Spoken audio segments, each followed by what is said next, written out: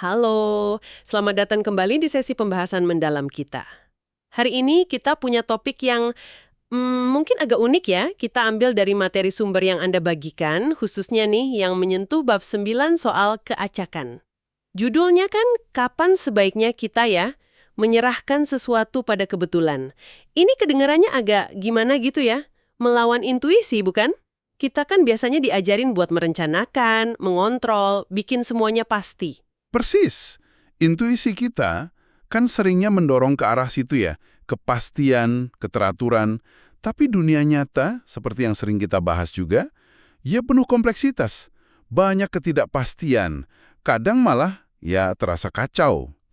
Nah, sumber-sumber yang Anda berikan ini justru menantang kita loh untuk melihat keacakan atau randomness itu bukan sebagai musuh, tapi sebagai alat potensial. Alat ya?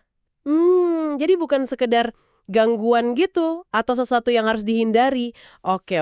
Jadi misi kita kali ini dalam pembahasan ini adalah coba gali lebih dalam ya. Kapan sih dan kenapa juga strategi yang pakai unsur acak kayak ya ibaratnya lempar koin lah, justru bisa jadi pilihan cerdas. Kita mau lihat nih gimana ide dari ilmu komputer ini ternyata punya relevansi yang mengejutkan di banyak area lain. Iya, dan penting juga nih ditekankan dari awal. Ini tuh bukan soal pasrah buta gitu aja ya sama nasib atau nyerah. Bukan itu. Ini lebih ke pemahaman strategis. Gimana caranya kita manfaatkan elemen ketidakpastian itu.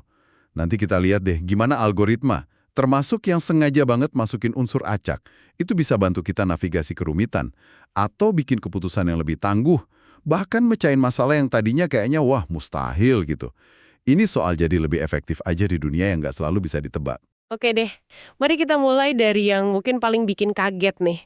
Gimana ceritanya sesuatu yang dasarnya acak gitu, bisa dipakai buat menghitung sesuatu? Materi Anda kan bahas soal algoritma Monte Carlo. Ini namanya kok kayak nama kasino ya, tapi ini beneran metode komputasi serius nih.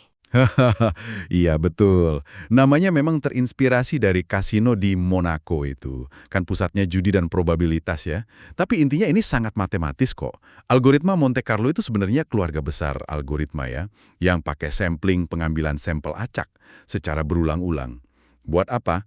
Buat dapat hasil numerik. Jadi intinya, kita itu simulasiin suatu proses berkali-kali pakai elemen acak, terus kita lihat polanya buat perkirakan jawaban akhir. Gitu. Mensimulasikan pakai elemen acak. Bisa kasih contoh yang lebih gampang dibayangin nggak? Gimana kerjanya di lapangan gitu? Tentu. Salah satu contoh klasik nih, yang sering banget dipakai buat jelasin ini itu, memperkirakan nilai pi. Coba Anda bayangin ya, Anda punya papan persegi, terus di dalamnya ada lingkaran yang pas banget nyentuh ke 4 sisi persegi itu. Nah sekarang, Anda lempar deh jarum atau titik kecil gitu secara acak ke papan itu. Berkali-kali ya. Nanti kan ada yang jatuh di dalam lingkaran, ada yang di luarnya tapi masih di dalam persegi. Oke, kebayang itu. Terus, abis itu? Nah, ini intinya.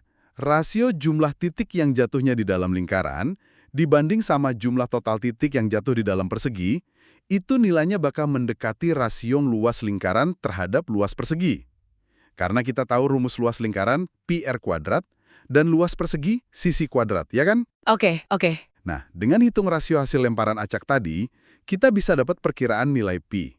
Semakin banyak lemparan acak yang Anda lakukan, harusnya sih semakin akurat perkiraannya. Wah, jadi kita kayak nemuin pi lewat simulasi acak ya, bukan pakai hitungan geometri langsung.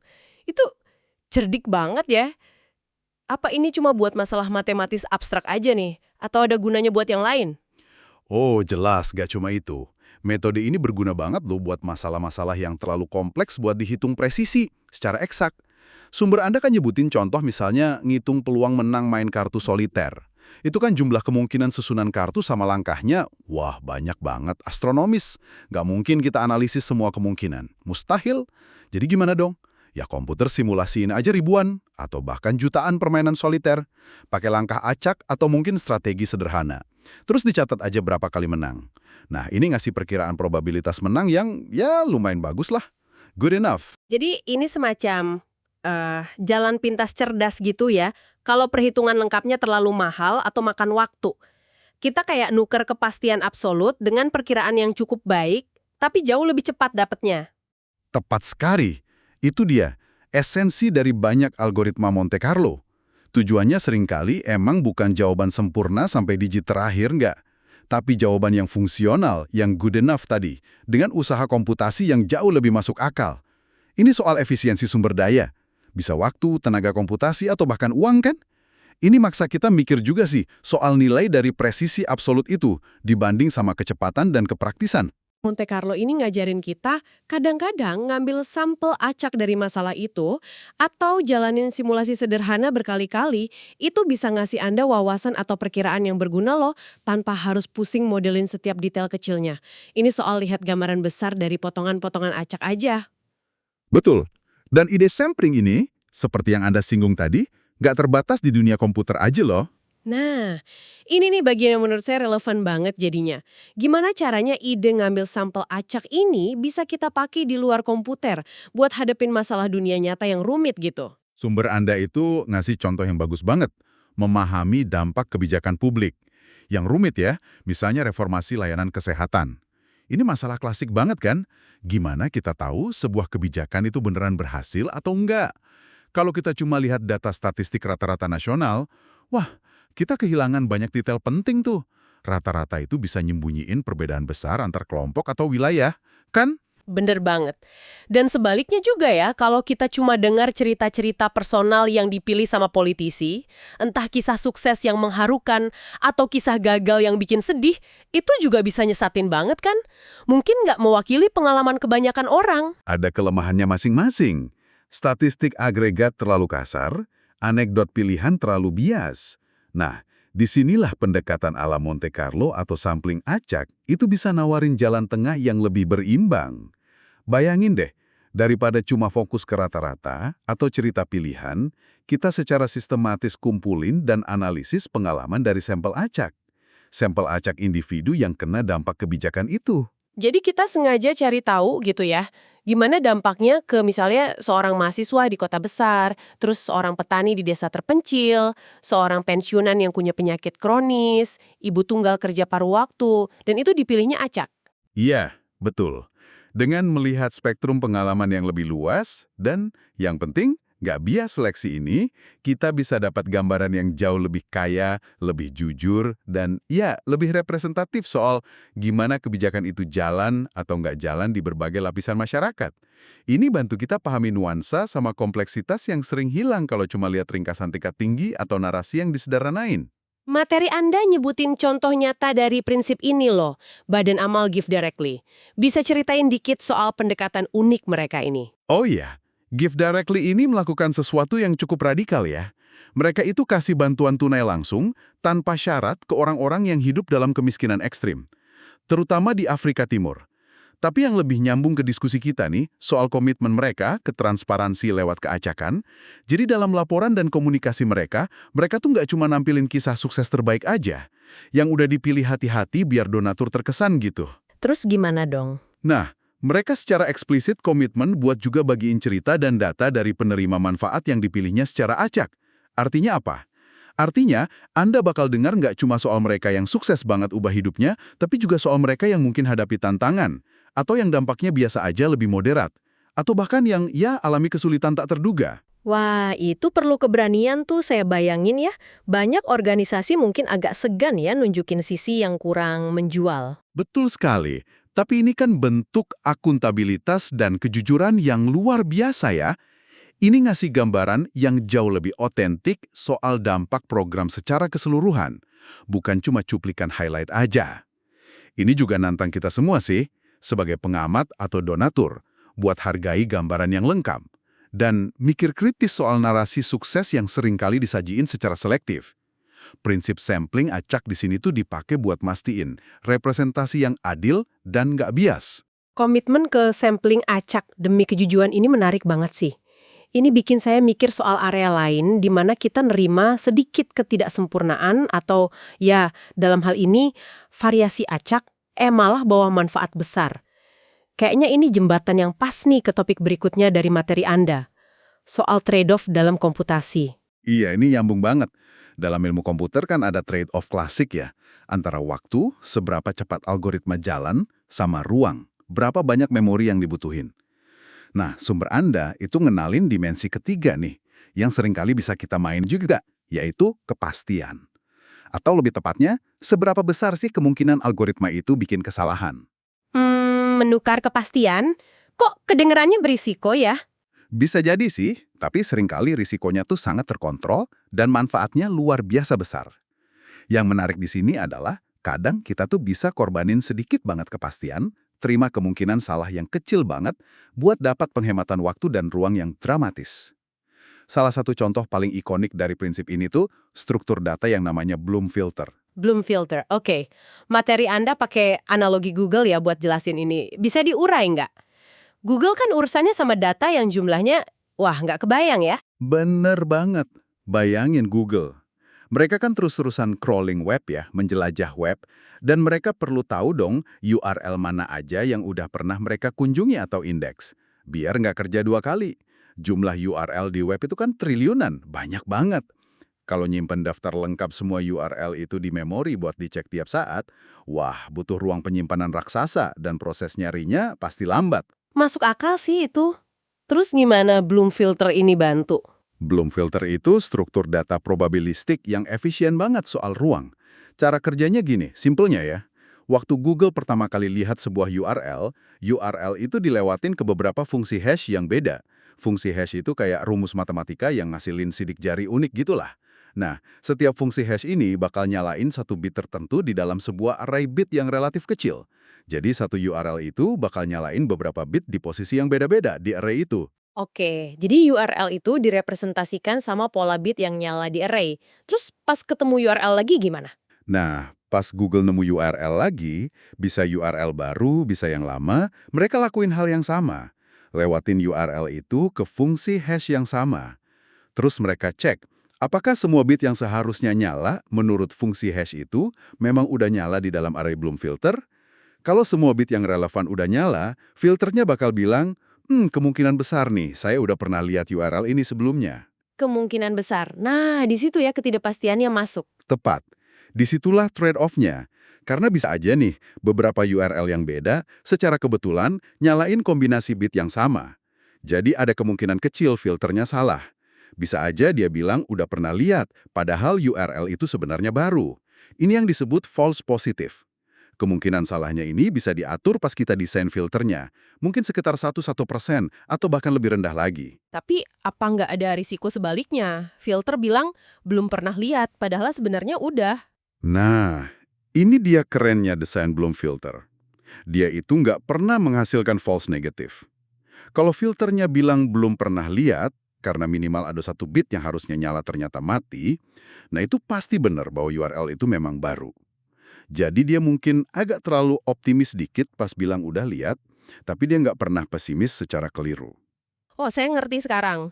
Jadi dengan nerima risiko kecil salah identifikasi, false positive ini, Google bisa pakai struktur data yang jauh-jauh lebih kecil dan lebih cepat daripada nyimpen daftar lengkap URL. Persis.